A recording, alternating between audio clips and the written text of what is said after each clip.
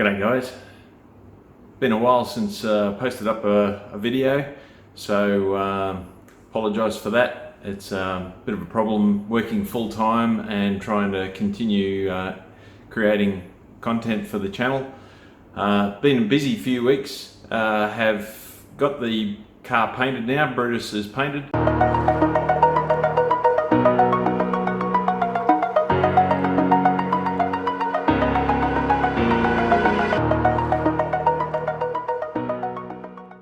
Unfortunately, due to where we were painting it, the owner of the paint shop wasn't keen for me to do any videoing in there, but I did take some still photos so to show you the progress of the painting. And I'm really happy with the way it turned out. The colour match, not 100%. Obviously the previous paint job wasn't quite as good quality paint as what I've used. But I think you'll agree once you see the finished product. It's come out pretty well. I do have to colour sand the whole car and buff and polish it. I've started work on the deck lid, as you'll see from some of the footage, and we're getting there. We're just about finished with the paint, and then there'll be just a few more small trim things to fix up, such as the window tinting, and I also have to replace the radiator, water pump, thermostat, hoses, and whilst I'm in there, the air conditioning compressor is getting a little bit noisy, and so we're going to do that, and the condenser, receiver dryer and TX valve in the air conditioning system as well, and obviously a regas.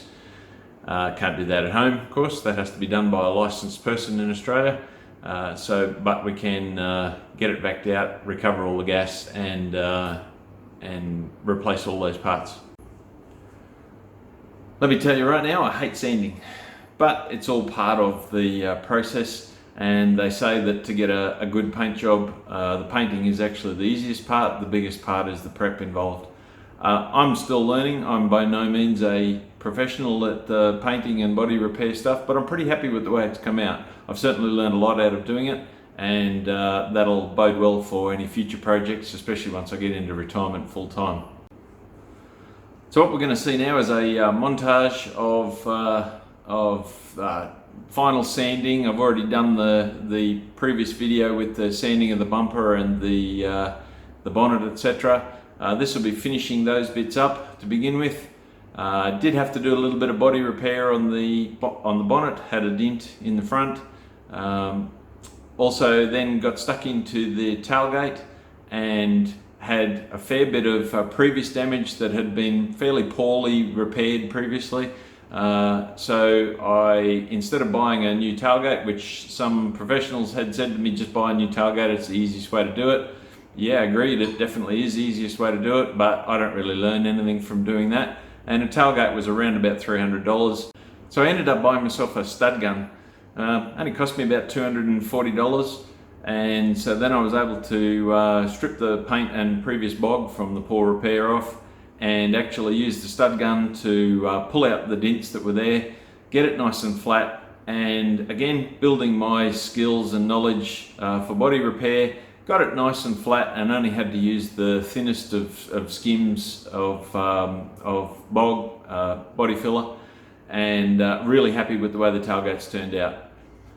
Obviously the paint didn't come out 100%. I do have to colour sand. There is a bit of orange peel. The deck lid was probably the worst panel because such a large surface area, and being fiberglass, it has some imperfections in it anyway. Unfortunately, when we were painting it, some of the paint went down a little bit dry, so we decided to rub it back with 1000 grit. The whole car is we're going to do the whole car over in 1500, 3000 and then 5000 grit wet sanding, and that'll make buffing and polishing much easier. That should bring it up to a pretty nice standard for a cheap car that's not a show car. I'm really happy with the way it's turned out. Again, the idea behind this was to build my skills, build my knowledge and experience in body repair and painting, and I'm really happy with the way it's turned out.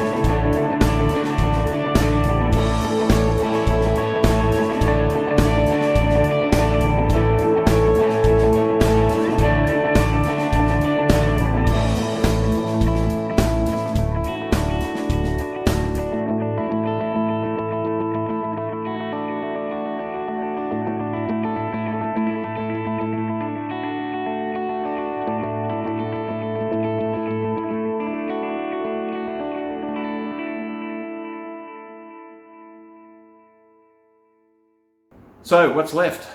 Well, as I mentioned at the beginning, just a few little bits of trim. Tinting's got to be replaced on the front glass. I do still have to repair the driver's seat. It's still got a big hole in the side of it, and the seat squab foam needs replacing. Still investigating options there. Mechanically, there's a few things left to do. As I mentioned at the beginning, we're going to do the cooling system, oil pressure sensor, as well as throwing up a code. So I've got a new one of those to go on. Anyway, so that's it for this issue.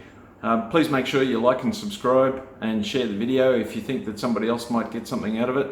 I hope you enjoyed it.